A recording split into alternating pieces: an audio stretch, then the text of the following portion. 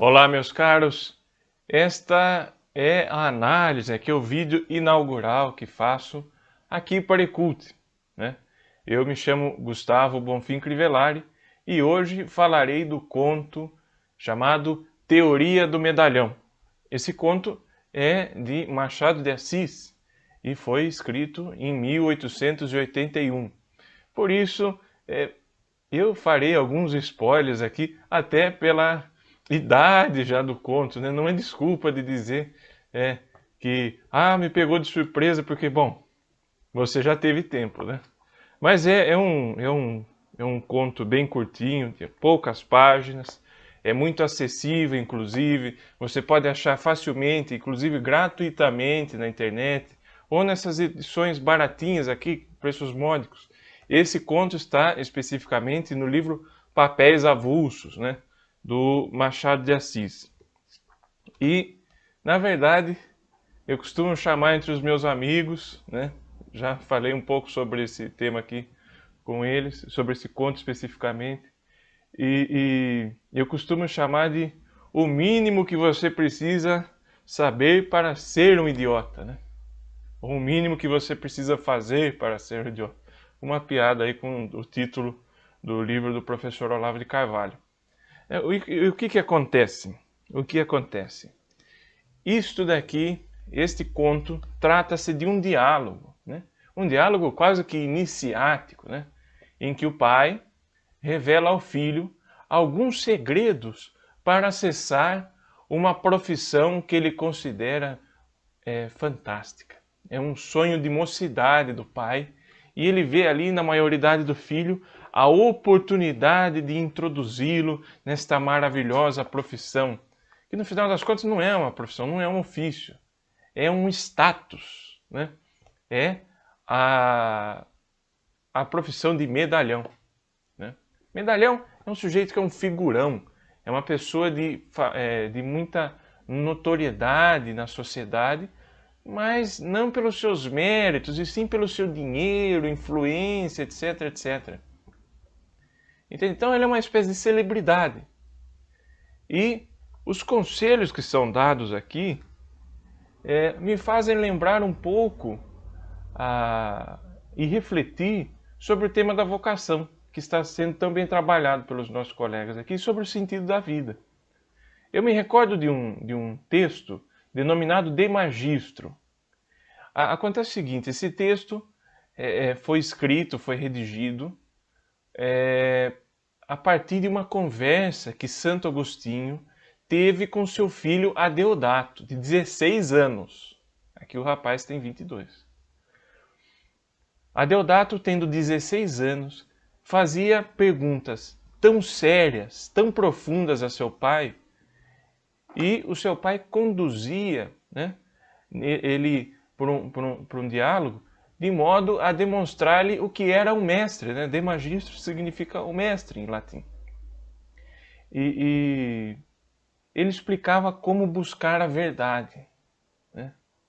Esse é um manual, de fato você vê o interesse em que o filho busque a verdade, aprimore-se, seja feliz verdadeiramente.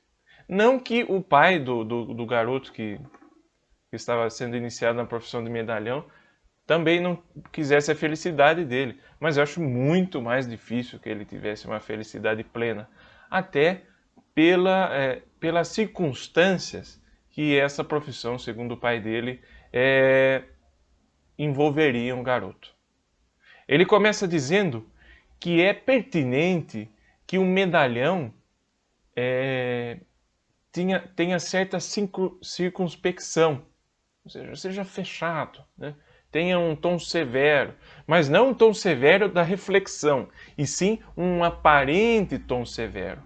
Assim, percebemos que todo o tom da conversa, do diálogo, é de informar ao garoto, de dar a possibilidade do garoto aprimorar-se exteriormente. Né? Então você tem que ter cara de medalhão, você tem que ter cara de pensador sem ser pensador, você tem que ter cara de ter autoridade sem verdadeiramente ter autoridade. Então ele vai criando um indivíduo vazio, né? Ele vai conduzindo o garoto para o que ele chama de inépcia mental, né? Ele diz que o garoto é burro.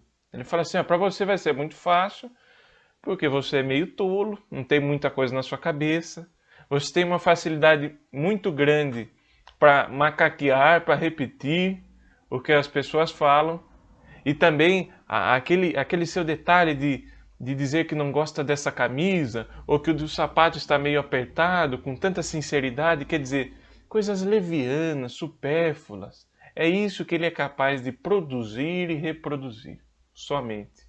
E ele diz, e é mais seguro que você não tem ideia nenhuma. Se você tiver uma ideia política assim, assado, é muito difícil escondê-la. E de algum modo você será desvelado em algum momento na sua trajetória de medalhão. Então faz o seguinte, não tenha ideia nenhuma, não busque originalidade, né? Ele diz, para o rapaz, ele faz uma comparação a um ator que é privado do braço. Quer dizer, ele tem um braço a menos. Ele pode artificiosamente tentar disfarçar a ausência ou a deficiência, né? Mas em algum momento aquilo será revelado. Ele falou assim, então não tem ideia nenhuma, que daí você não vai ter o perigo de dizer alguma bobagem e aborrecer alguém, né? E é sempre assim. A ideia, o que ele tem para produzir para a sociedade, o que ele tem a ofertar para a sociedade, na verdade, é somente um afago ao ego das pessoas. Ele falou assim, melhor do que fazer um tratado sobre a criação de carneiros, algo assim. Ele diz assim, é você presentear alguém com um carneiro. Ele não vai questionar aquilo, ele vai ficar muito feliz. Se você sofrer um acidente de trânsito, também é uma boa possibilidade para que as pessoas tenham você venha logo à mente, né? Você vai estar na boca do povo, né? Ele diz também que quanto ele puder, ele homenageie as pessoas, ele faça discursos, né? Todos eles muito vazios, mas enaltecendo as pessoas e de algum modo enaltecendo a si mesmo. Ele diz uma coisa também, a certa altura, ele falou, não tenha medo de que você ganhe retratos ou bustos, isso é muito bom, né? Mas comente com as pessoas, não dizendo assim, olha, eu ganhei um busto, mas diga assim, veja só, fulano de tal me deu um busto, olha como ele é uma pessoa boa. Mas aí você já tem incutido na pessoa que aquela pessoa é uma pessoa importante, né? Quer dizer, ele vai ensinando como o garoto ser uma pessoa vazia, né? Nada daquilo verdadeiramente pode preencher uma pessoa. Ele diz isso muito claramente. Ele fala, você tem inépcia mental. O garoto é um burro. Ele diz assim, olha, faça exercícios, mas tem alguns exercícios que eles podem ajudar na atividade intelectual, eles podem dar folga ao cérebro, para que depois ele tenha as suas potências, vamos dizer assim, majoradas, né? Então falou assim, olha, o melhor que você faz é a sinuca, porque as estatísticas mostram que dentro de algum tempo a maior parte dos jogadores de sinuca partilham das mesmas ideias que seu taco, quer dizer, são tão inteligentes quanto um pedaço de madeira, né? Então, a teoria do medalhão é, de alguma maneira, claro, anedótica, mas não foge muito dos conselhos que nós escutamos por aí, que são conselhos mediocrizantes, que nos afastam de nossa vocação, que nos afastam do sentido verdadeiro de nossas vidas.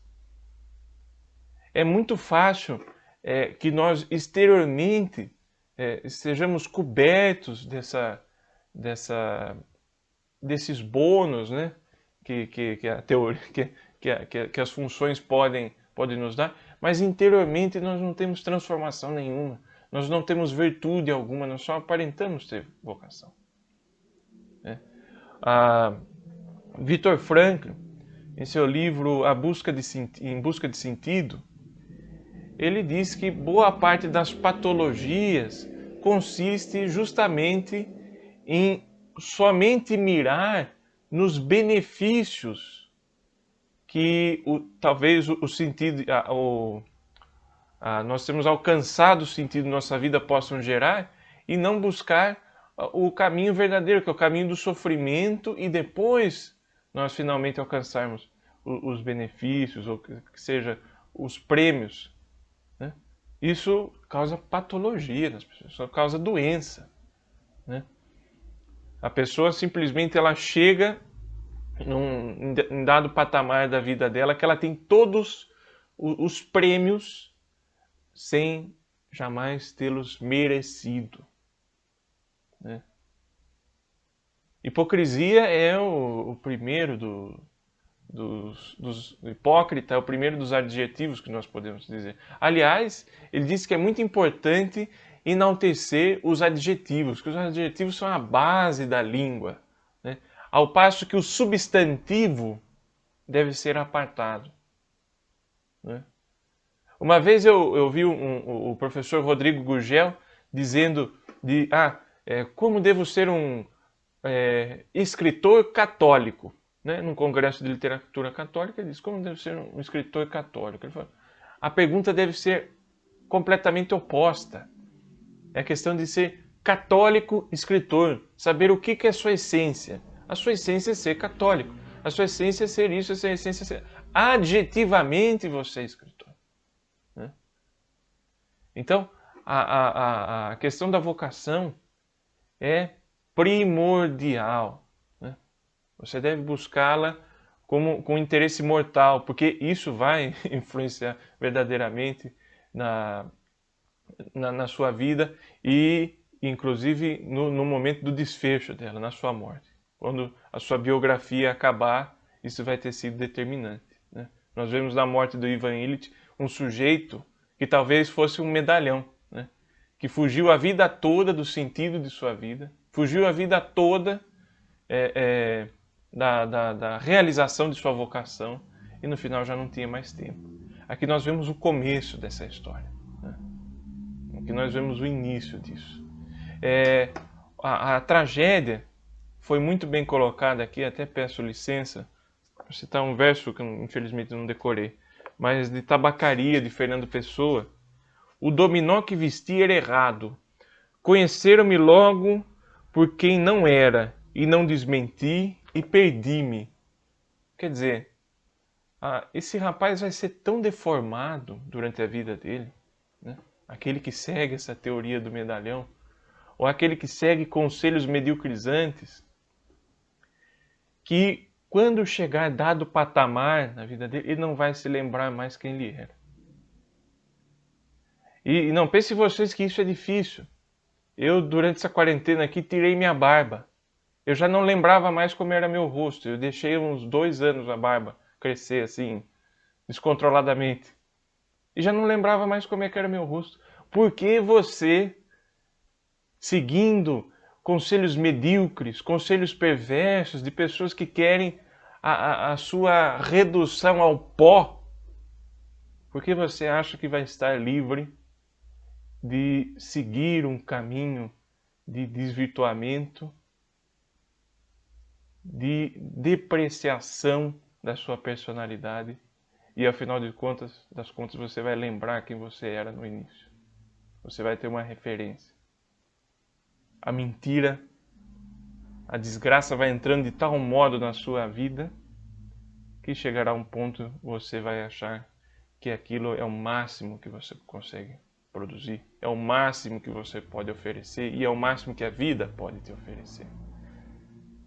Muito bem, este é o meu comentário sobre a teoria do medalhão. Conto com a audiência dos senhores nas próximas postagens. Aqui falarei principalmente sobre história da arte.